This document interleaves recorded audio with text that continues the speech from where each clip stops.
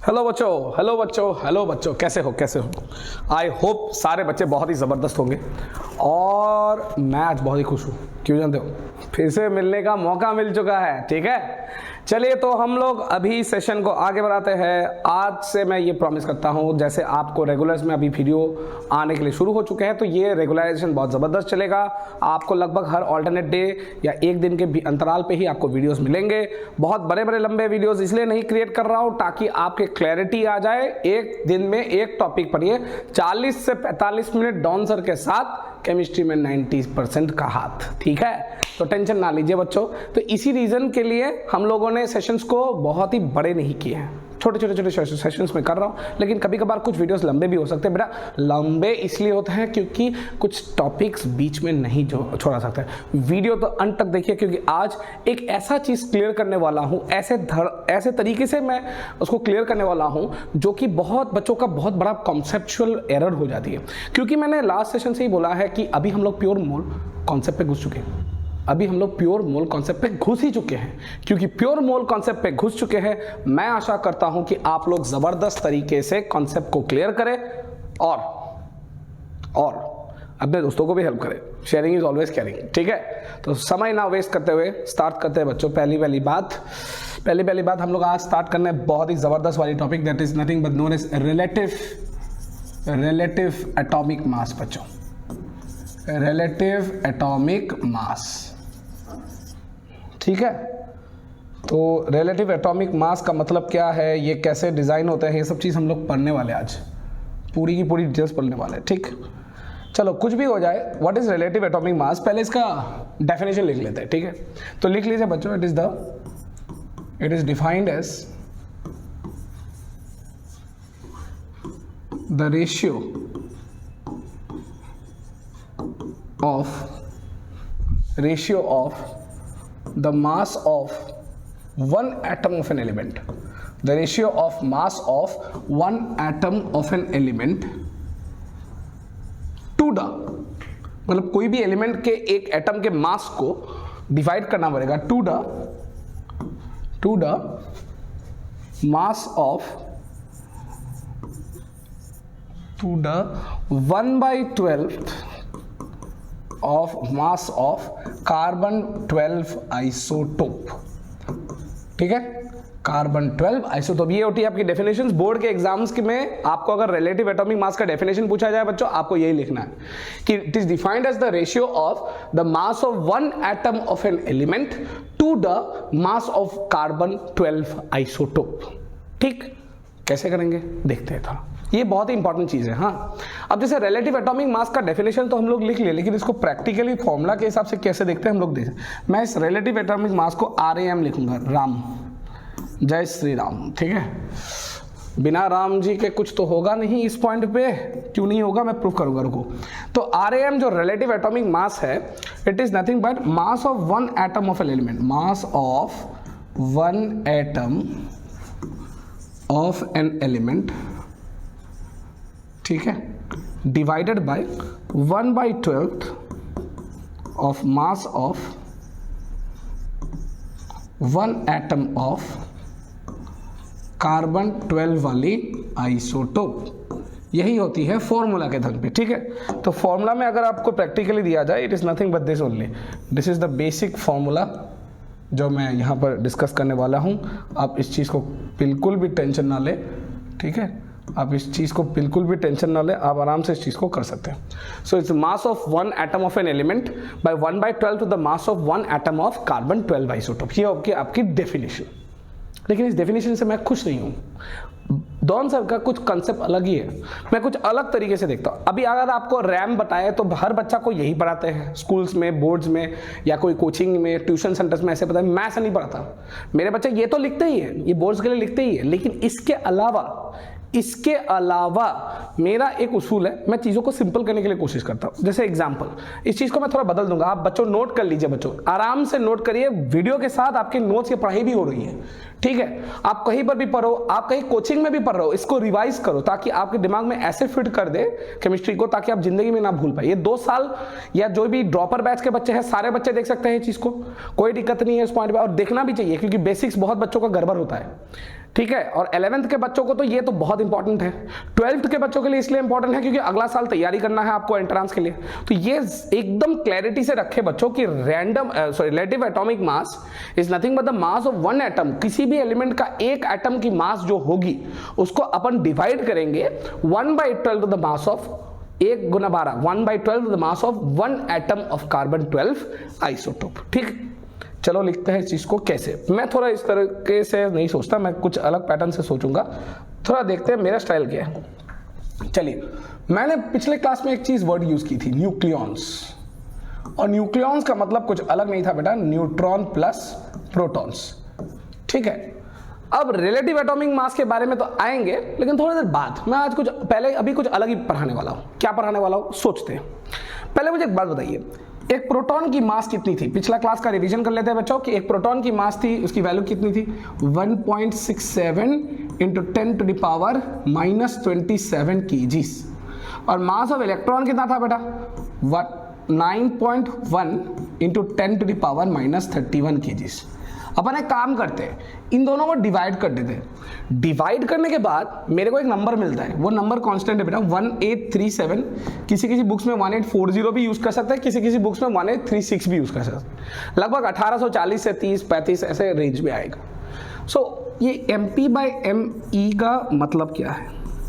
इसको अगर मैथमेटिकली एक इक्वेशन की तरफ लिखे तो MP का वैल्यू 1837 इंटू ME आता है। इसका अर्थ क्या है? इसका अर्थ यह है कि कोई भी एक प्रोटॉन की जो मास होती है ना बेटा, वो एक इलेक्ट्रॉन के मास से कितना गुना ज्यादा होता है? 1837 times. So I can confirm कि द मास ऑफ, इससे हमको क्या पता चला कि the mass of one proton is 1837 times heavy या हेवियर। हाँ, कंपेरेटिव इंग्लिश आ जाती है यार। Heavier than the mass of one electron, than the mass of one electron. तो एक प्रोटॉन की मास एक इलेक्ट्रॉन के मास से कितना गुना ज्यादा है बेटा? 1837 गुना ज्यादा है। ठीक, अगर 1837 गुना ज्यादा है, हैवी ज्यादा है, तो हम लोग उसको कैसे करेंगे? इसका मतलब क्या है? कहां पर यूज करेंगे बेटा? आप टेंशन ना लो, आज की क्लास सबसे भयानक और सबसे इंपॉर्टेंट वाली है, क्योंकि यहीं पर क्वेश्चंस बच्चे फंसेंगे और फंसना गारंटी है। जो आज मैं इसका तरीका समझाने के लिए जा रहा हूं, ये बहुत ही अलग है। बहुत लोग फैकल्टीज इसको ऐसे नहीं पढ़ाते, तो मैं कुछ अलग ही सोच रहा हूँ। तो आज मैं सोच के आया कि ये चीज हम लोगों को क्लियर करनी ही पड़ेगी। So the mass of an electron is mass of a proton is 1837 times heavier than electron's mass. नहीं तो ऐसे भी बोला जा सकता है इंग्लिश की, इलेक्ट्रॉन्स के जो मास है वह 1837 टाइम्स पतले हैं। ठीक है, मोटू पतलू, ये मोटू ये पतलू, ये मोटू ये पतलू, प्रोटॉन मोटू इलेक्ट्रॉन पतलू। ठीक है, तो ये हो गया मेरा पॉइंट। दूसरा पॉइंट, अभी दूसरे पॉइंट पे आ जाता है। तो mass of neutron by mass of electron की रेशियो भी निकाल लेते हैं। ठीक है, अभी अपन सबको पता है कि इसकी वैल्यू भी 1.68 into 10 to the power -27 kg है।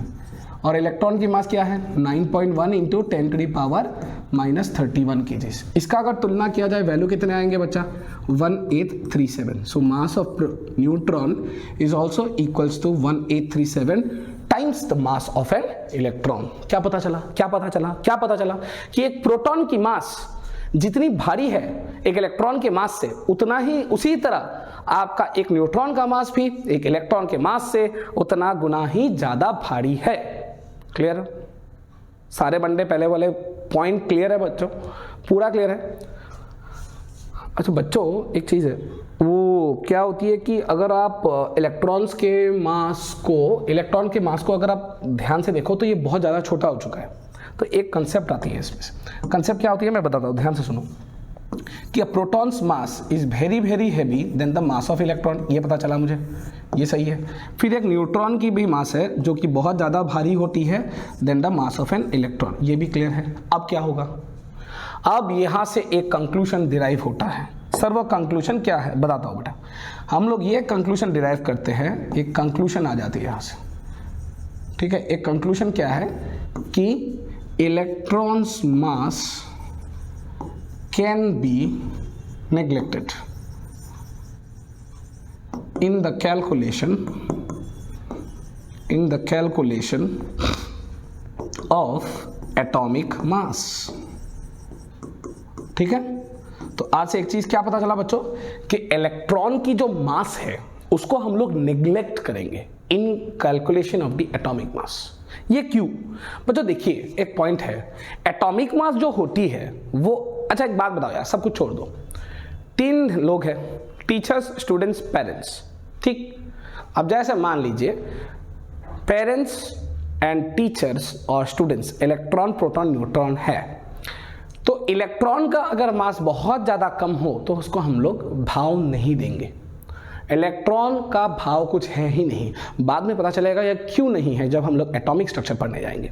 तो ये क्लैरिटी एकदम दिमाग में फिट करके रखें बच्चों कि जब जब इलेक्ट्रॉन की मास आएंगे वहां पर हम लोग कैंसिल आउट कर देंगे। क्यों कैंसिल आउट करेंगे, क्यों नहीं लेंगे? क्योंकि वहां पर हमको ये कंक्लूजन मिला है, सर ने अपन लोगों को ये पढ़ाई कि इलेक्ट्रॉन की जो मास है वो प्रोटॉन की मास या इलेक्ट्रॉन की जो मास है वो न्यूट्रॉन के मास से बहुत ज्यादा कम है, बहुत ज्यादा कम है। क्लियर बच्चों? चल ये पहला पॉइंट ठीक है बच्चा, ओके ये पहला पॉइंट ठीक है, पहला पॉइंट ठीक है। चल चल चल आगे बढ़ते आगे बढ़ते। अब सुन अगले पॉइंट पे, अगर ये कैंसिल आउट हो गई, इसका मतलब जो एक पूरा, अगर मैं एक एटॉम को ड्रॉ कर लूँ, ठीक है, एक एटॉम को ड्रॉ करके दिखाता हूँ तो आपको थोड़ा और ज़्यादा क्लैरिटी में आएंगे। तो ये हो गई एक न्यूक्लियस और यहाँ पर मैं एक ड्रॉ कर देता हूँ, हाँ ये वाला सिस्टम्स में, यस ये हो गई मेरी सिस्टम। तो यहाँ ये चीज़ जो है इसको मैं न्यूक्लियस बोलता हूँ। न्यूक्लियस, इसमें होती है तेरी neutron plus proton N, P, और जो इलेक्ट्रॉन है वो बाहर में घूम रहा है। ठीक है, ये electron rotates across the orbit.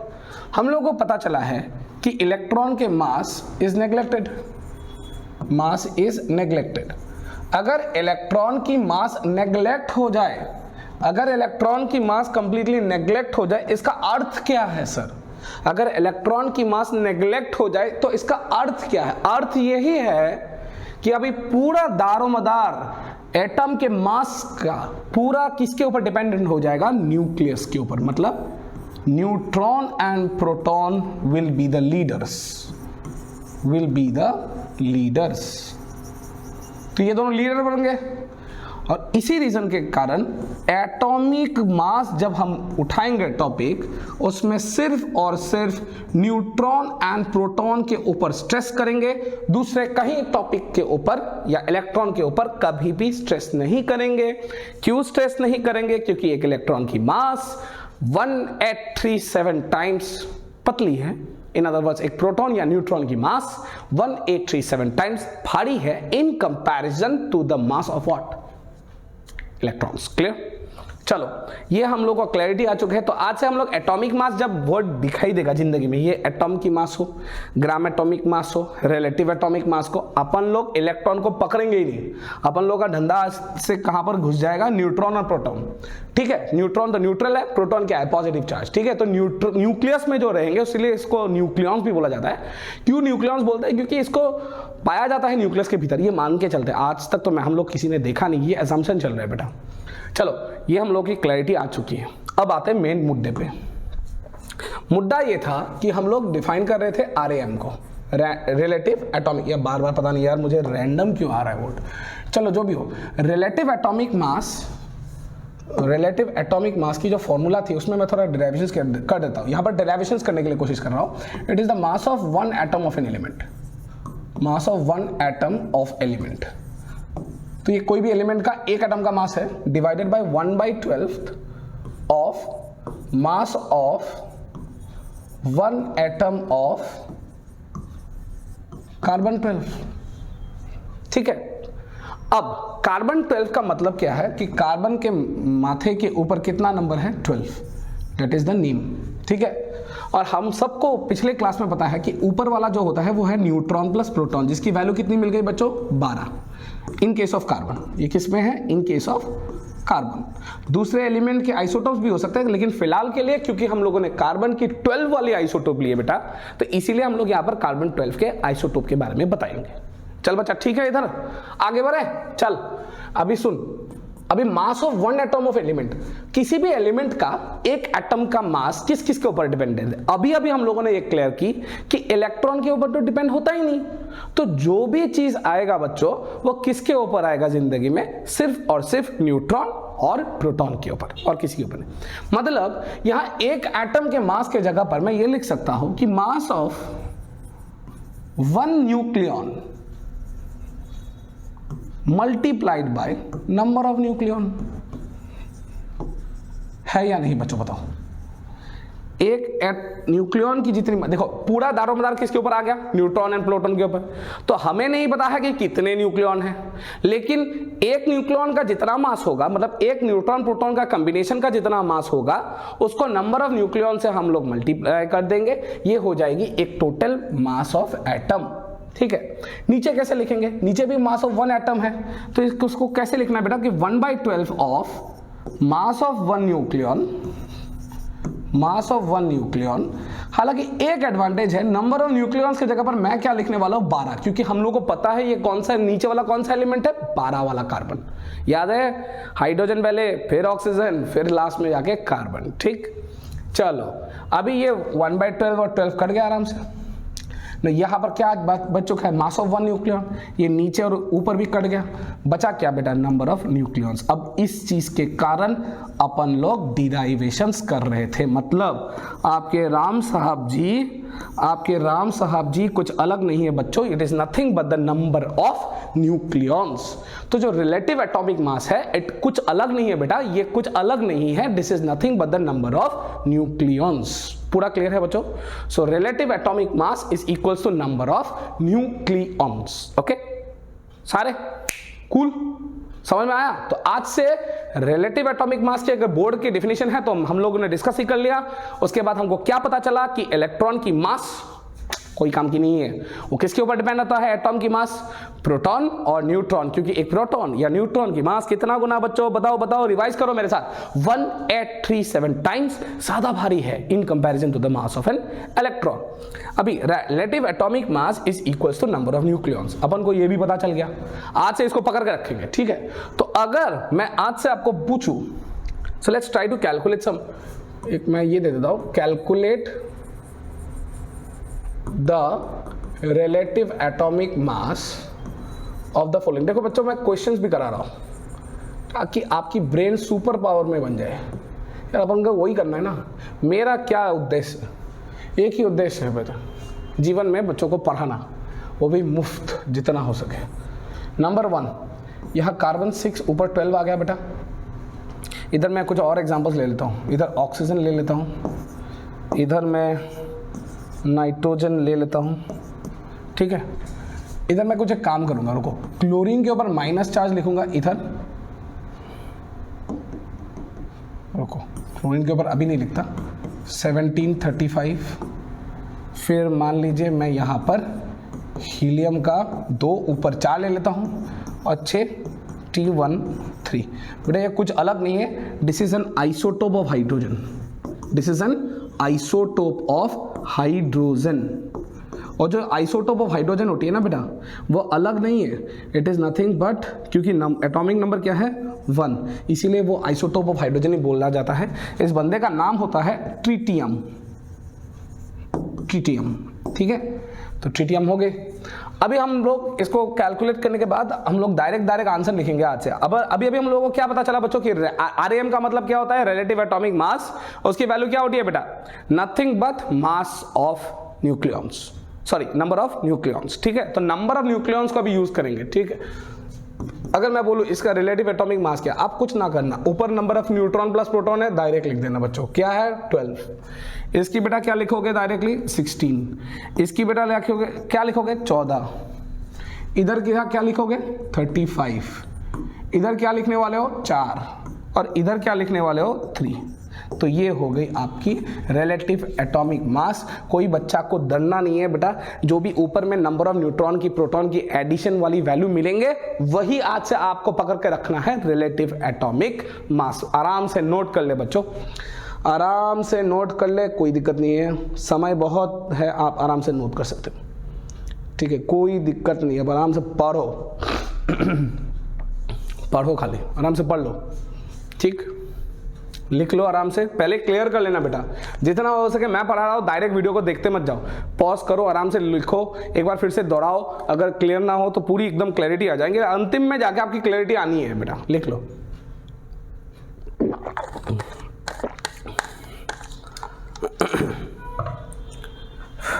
हो गई, चल आगे बढ़ते। तो अपन लोग का रिलेटिव एटॉमिक मास क्लियर हो चुका है, it's nothing but the number of nucleons, ठीक है। तो दूसरा पे आ जाते हैं, अब आते हैं मेन मुद्दे पे, एटॉमिक मास, ठीक है। तो ये एटॉमिक मास जो है, इसका भी डेफिनेशन हम लोगों को लिखना पड़ेगा बच्चों। तो एटॉमिक मास क्या होते हैं, क्या नहीं होती है, सब डेफिनेशंस लिख लेता है बच्चों, कि it is defined as the, थोड़ी इंग्लिश कमजोर है बेटा मेरी, फिर भी कोशिश कर रहा हूं, ठीक है। It is defined as the mass of one atom, mass of one atom of an element, किसी भी पृथ्वी में, ब्रह्मांड में जितने एलिमेंट्स है उसके एक एटम ले, कोई भी, अगर मेरा भी, तो अगर मैं भी एक एलिमेंट हूं, मेरा भी अगर एक टुकड़ा एटम आप लेके जाओ, उसकी जो मास होगी उसको अपन लोग बोलेंगे एटॉमिक मास, ठीक। रिलेटिव एटॉमिक मास मतलब number of neutron and proton, direct लिख के आ जाओ। लेकिन जब एटॉमिक मास बोलेंगे, इसका मतलब यह है आप एक ही एटम के मास के ऊपर फोकस करके बैठे हो, ठीक है। एक, ये नंबर भूलना नहीं चाहिए, एक, one atom of an element expressed in U और AMU, ज्यादातर एक्सप्रेस किया जाता है इन U और AMU, और sometimes in gram also, sometimes in gram or kg also, clear? तो what is the definition of an atomic mass? It is defined as a mass of one atom of an element. पृथ्वी में कोई भी एक element हो, वो एक atom of an element के साथ अगर एक्सप्रेस किया जाए तो उसको हम लोग क्या बोलेंगे, U या AMU, या समटाइम्स इन ग्राम और किलोग्राम ऑल्सो, ठीक। पूरी क्लियर है बच्चों, पूरी, आई थिंक पूरी क्लियर है, पूरी बेसिक्स के बेसिक्स पूरा चीज क्लियर होता है, ठीक है। चलो एटॉमिक मास ये बंदे ने ये पढ़ा ली, मैंने ये पढ़ा ली बच्चों, आगे बढ़ते हैं। तो इसका मतलब क्या है सर ये U क्या है, बताता हूँ। U का फुल फॉर्म है, वन U की जो फुल फॉर्म है, वन U तो नहीं बताता हूँ, पहले U बताता हूँ।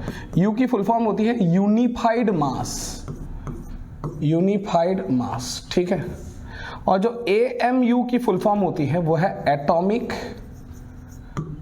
मास, ठीक है, एटॉमिक मास यूनिट, ठीक, एटॉमिक मास यूनिट। कोई भी लिख सकते हो बेटा, यू भी लिख सकते हैं, एमयू भी लिख सकते हैं। अपन को क्या है, अपन को सिर्फ आंसर निकालने से मतलब है, सोल्यूशन निकालने से मतलब है, क्वेश्चन सॉल्व करने से मतलब है, कोई दिक्कत की बात नहीं है, और बाकी छोड़ देना है, ठीक है।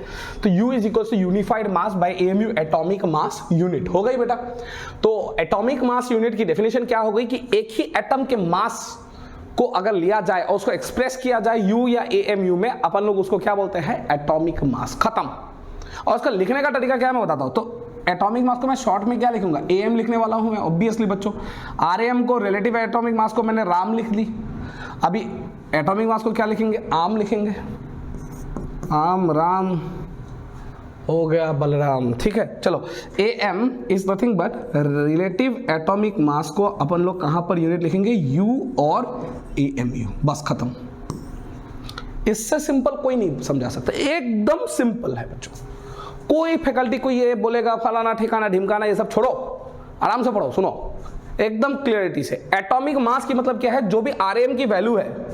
अच्छा एक चीज मैं बताना भूल गया, मैं बोल लेता हूं अभी भी, ठीक है। जो रिलेटिव एटॉमिक मास है, this is number of nucleons, it is unitless, unitless या डायमेंशनलेस, इसकी कोई यूनिट नहीं होती, जैसे ग्राम या किलोग्राम ये सब नहीं होती है, ठीक है। ये नोट कर लेना बच्चों, एक बार एक्स्ट्रा पॉइंट्स कभी कभी ऐसे बताते जाऊंगा कि नंबर ऑफ न्यूक्लियस, नंबर है तो नंबर का, नंबर ऑफ पार्टिकल्स का कोई यूनिट नहीं होता, जैसे वैसे ही यहाँ पर नंबर ऑफ पार्टिकल्स का कोई यूनिट नहीं है, ये कंप्लीटली डायमेंशनलेस या यूनिटलेस, ठीक है।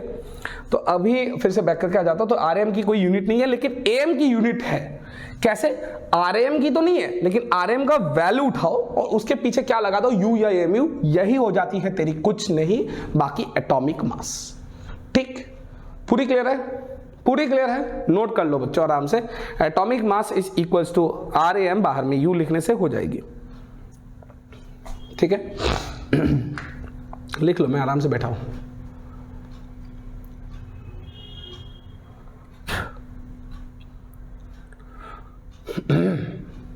हो गया, चलो आगे बढ़ते हैं। नाउ दी 1U की वैल्यू, 1U या 1 AMU का मतलब क्या है? It is 1/12 into mass of 1 atom of carbon 12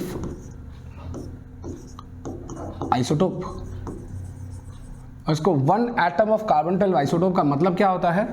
आप इसको क्या लिख सकते हैं? 1/12 इंटू 12/Na, लेकिन इसके यूनिट कहाँ पे होंगे? ग्राम्स पे, क्योंकि एक एटम, अगर हम एक ही एटम को बारे में पकड़े तो ये 12 ग्राम हो जाएंगे। याद है स्पेक्ट्रोमीटर? ये कैसे आया सर? ये कैसे आया? ये कैसे आया? ये बहुत बच्चों का कंफ्यूजन हो जाए, ये कहाँ से आ गए, कहाँ से टपक गए 12/Na? बताता हूँ।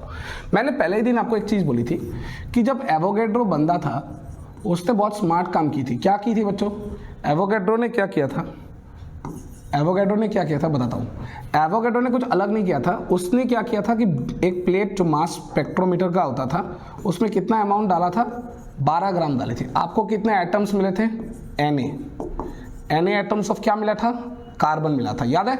बताया था ना पहले दिन। पहला वीडियो अगर भूल गए हो तो पहले वीडियो को देखो ध्यान से, ऐसे ही कनेक्ट करके नहीं बैठाओ, बहुत ही डिटेल से पढ़ाना हो, ठीक है बच्चों।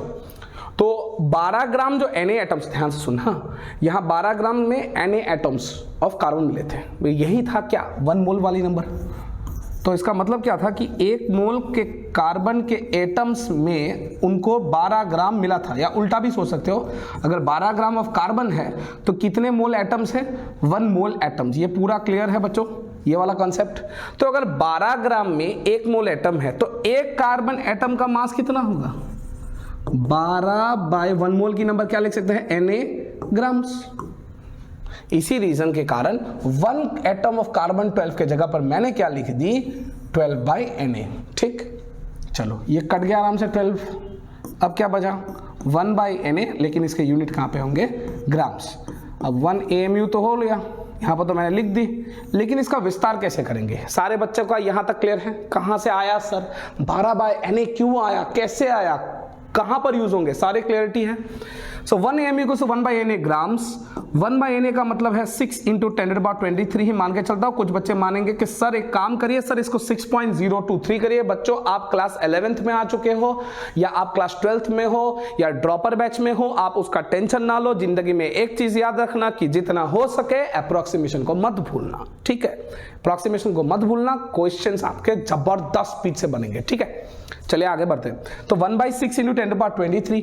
अभी इसको अगर रिवर्स करें तो आपको मिलेगा 1.67 × 10⁻24 ग्राम, या इसको क्या लिख सकते हैं? 1.67 × -27 किलोग्राम। और ये क्या है बच्चों? सोचो तो, ये कौन है? इसकी वैल्यू कहीं दिखी दिखी, कहीं सुनाई सुनाई, इस वीडियो में देखी देखी लग रही है। कौन सी है बच्चों?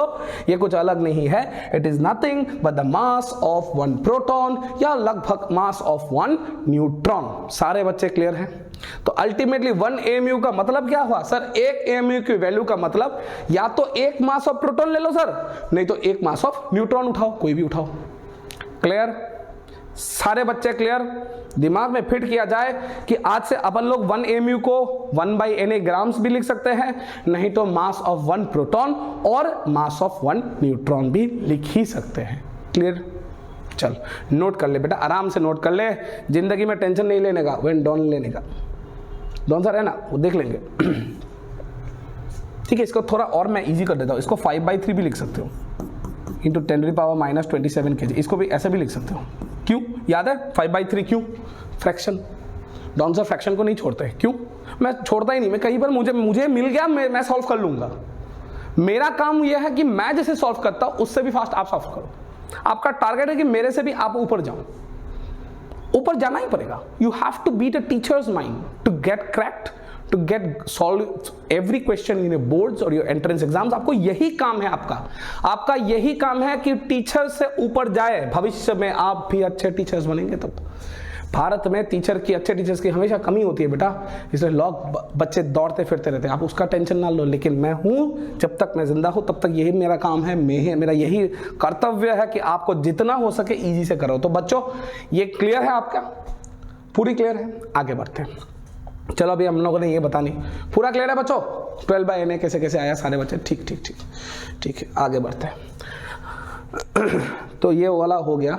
अब हम लोग अलग चीज़ पे आएंगे जो आज का अंतिम टॉपिक भी है। अंतिम टॉपिक इसलिए क्योंकि मैं एक ही टॉपिक एक ही जगह पर पढ़ाता हूँ, बार बार उसको रिपीट करता हूँ ताकि आपके दिमाग में ऐसे फिट हो जाए ना कि 2 साल में ज़िंदगी में नहीं भूलने वाले, ठीक है? तो GAM, ये गाम क्या होगा? एक बार राम आया, एक बार आम आया, अभी गाम आ रहा है, ठीक है? सारे आएंगे बेटा, किसी दिन हनुमान आ गए ना तो आप ऐसा मत पूछ लेना। ओके, ग्राम एटॉमिक मास, ठीक है?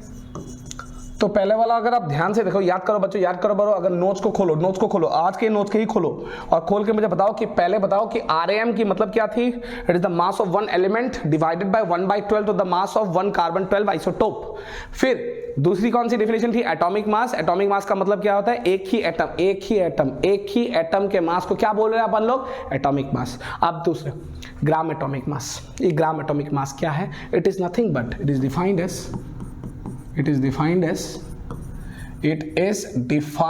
as the mass of 1 mole of atoms. Mass of 1 mole of atoms. वो 1 मोल कौन है? 1 मोल कौन है? भूल मत जा यार, 1 मोल का मतलब क्या है बच्चों? Na, एवोगैड्रोस नंबर, ठीक है? तो mass of 1 mole of atoms is called as Avogadro's number. वो 1 मोल एटम्स है बच्चों, आपको उसी के ऊपर स्ट्रेस करनी है पूरी जबरदस्त वाली, आपके क्लैरिटी आ जाएंगे, ठीक? आगे बढ़ते हैं। So it's defined as the mass of 1 mole of atoms. 1 mole atoms के, देखो एकदम क्लियर रखना, relative atomic mass, number of nucleons, atomic mass 1 atom, gram atomic mass 1 mole atoms. फिर से रिवीजन करते हैं, दिमाग में मेरे साथ ही बोलते जाओ, पूरा क्लियर होते जाएंगे, ठीक है? मैंने आपको नहीं देखा है, मैंने आपका कोई भी आपको अभी तक मैंने वर्चुअली मैंने नहीं देखी है, क्लियर? लेकिन दिमाग और कनेक्शन एक बन चुका है बच्चों, इसीलिए तो आप लोग इतने प्यार दे रहे हो, इतना सारा लाइक कर रहे हो, शेयर कर रहे हो, सब्सक्राइब कर रहे हो। यही चीज अच्छा लगता है एक टीचर को कि जितना हो सके देने के लिए हम लोग कोशिश करें, ठीक? चलिए आगे बढ़ते हैं, अभी फिर से रिवीजन करते हैं एक साथ, ठीक है? पहली पॉइंट ध्यान से सुन, पहला पॉइंट RAM, राम क्या था? Number of nucleons. Number of nucleons का मतलब क्या था? न्यूट्रॉन का प्रोटॉन ऊपर जितना नंबर था एलिमेंट के ऊपर डायरेक्ट छाप दे, खत्म। एटॉमिक मास, कितने एटम्स थे? 1, उसका मतलब क्या है? राम जी तो है ही, उसके साथ क्या आएंगे? U, ठीक है? राम जी तो है ही, उसके साथ क्या आएंगे? U, या नहीं तो AMU, कोई भी लिख सकते हो बेटा। तीसरी जो ग्राम एटॉमिक मास है बेटा, ग्राम एटॉमिक मास है, इसमें कितने मोल्स है? इसमें कितने एटम है? 1 मोल। 1 मोल मतलब कौन सा नंबर? Avogadro number. एवोगैड्रो नंबर मतलब कितना? 6.023 इंटू 10 टू द पावर 23, अपन को नहीं भूलना है। Gram atomic mass, it is nothing but, Ram ji को जिंदगी में नहीं भूलना चाहिए, ठीक है? इसके पीछे क्या लिखेंगे? ग्राम्स, फिनिश्ड, ठीक है? जैसे बोलते हैं गेम सेट मैच, टेनिस में जीतते हो क्या बोलते हैं? Game set match. गेम है आपका रिलेटिव एटॉमिक मास, सेट है आपका एटॉमिक मास, और मैच है आपका ग्राम एटॉमिक मास। पूरा क्लियर है आपका? रिलेशन बनाओ, जो बच्चे टेनिस खेलते हो उसका कमेंट करना ना भूलना, पूरा क्लियर अगर हो। फिर से बताता हूँ एकदम, एक बार फिर या राम जी हैं, पहला कौन सा पढ़ेंगे? राम जी को क्या बोलेंगे हम लोग?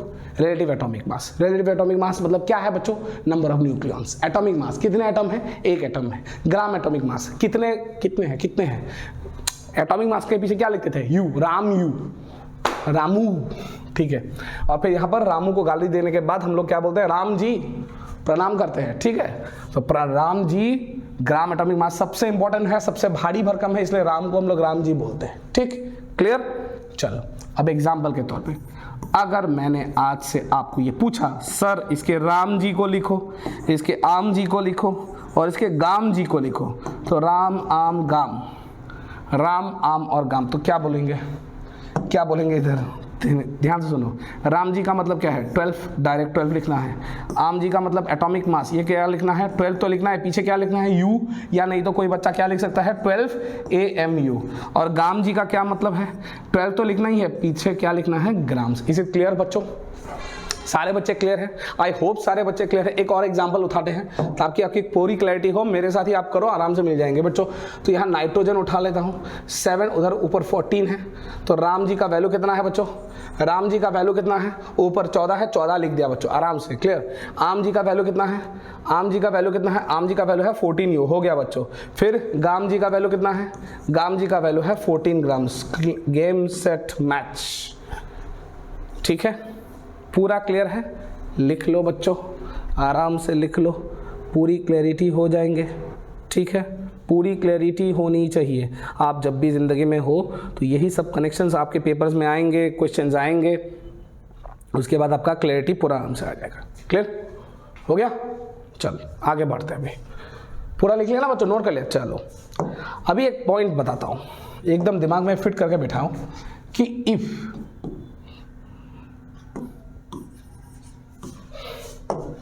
यही लिख देता हूं, if small number of atoms are present, small number of atoms are present, use AM। मतलब अगर 10, 20, 50 एटम्स है तो उसको क्या यूज करना है? एटॉमिक मास, ठीक। फिर इफ ह्यूज नंबर, ह्यूज मतलब बहुत ज्यादा नंबर ऑफ एटम्स है, बहुत ज्यादा नंबर ऑफ एटम्स है, आर प्रेजेंट, तब आपको क्या यूज करना है? यूज ग्राम एटॉमिक मास। क्लियर? मतलब जब भी छोटे छोटे एटम्स के साथ कनेक्टेड है, अगर मान लीजिए कि एक एटम का इतना है, 50 एटम्स का कितना है वो पूछ दिया, तो आपको एटॉमिक मास से खेलना पड़ेगा, ठीक। लेकिन अगर एक एटम का मास इतना है, आपको पूछा गया कि 10 मोल एटम्स कितने हैं, 10 मोल तो बहुत बड़ी नंबर होती है बेटा, तो उसके केस में आपको ग्राम एटॉमिक मास से खेलना पड़ेगा। एग्जाम्पल ले लेते हैं बच्चों, एग्जाम्पल के बिना जिंदगी अधूरी है बेटा। Ship without a radar is a concept without an example, ठीक है। A ship without a radar is a concept without an example. ये जिंदगी में मत भूलना, और अगर भूल गए तो फिर से डॉन सर के पास आ जाना बेटा। सुने, तो अभी मैं क्या करना चाहता हूँ यहाँ पर, थोड़ा क्लैरिटी रखे। कैसे क्लैरिटी रखे? थोड़ा यूज़ करते हैं। जैसे अभी मैं क्वेश्चन डालूंगा, मान लीजिए आयोडीन, इसके एटॉमिक नंबर 53 है, मास नंबर या 127 है, ठीक है। तो आपको पूछा कि what is the mass of, what is the mass of, what is the mass of 10 atoms of iodine. ऐसे क्वेश्चन पूछ दिया, आप आंसर लिखोगे। मैंने क्या बताया था, अगर छोटे छोटे एटम्स के नंबर है, बहुत ही कम है, तो आपको क्या यूज करना है? Atomic mass. अच्छा, जैसे मान लीजिए कि एक एटम ऑफ आयोडीन का मास कितना है? एक एटम ऑफ आयोडीन का मास कितना है? 127, करेक्ट, 127। क्यों एक एटम लिखा? क्यों एक एटम के मास को क्या बोलते हैं हम लोग? Atomic mass. सर आप एटॉमिक मास क्यों यूज कर रहे हो? क्या ये नंबर 2 × 10⁻25 है, 2 × 10⁻18 है? बड़ा नंबर है, छोटा नंबर? छोटा नंबर 10, 20, 50, 100, 1,500, 2,000 तक भी हम लोग मान सकते हैं कि हम लोग कौन सा यूज करेंगे? एटॉमिक मास, ठीक। अभी atomic mass, 1 atom of iodine का मास कितना है? 127 लिख दिया हम लोगों ने।